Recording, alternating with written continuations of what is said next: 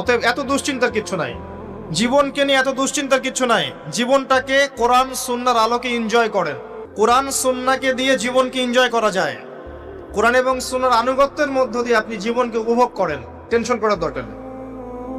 মনে রাখবেন, আল্লাহ যদি আপনার সাথে থাকেন এবং আল্লাহ যদি আপনাকে কবুল করেন, পৃথিবীর কোনো শক্তি নাই আপনাকে টলাবে।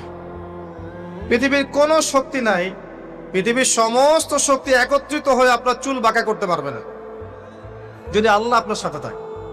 আর যদি আল্লাহ আপনার সাথে না থাকে, আইওয়াস শোডাউন দিয়ে কোনো লাভ হবে না, কেউ আপনাকে বাঁচাতে পারবে না।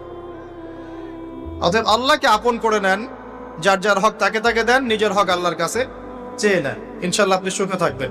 এর আগে আল্লাহ পাক একা ছিলেন, আর কিচ্ছু ছিল না। হুয়াল আউয়াল ওয়াল আখির ওয়াজ যাহির ওয়াল বাতিন ওয়া হুয়া বিকুল্লি শাইইন আলিম, সূরা হাদীদ। আল্লাহ পাক একা ছিলেন, কোনো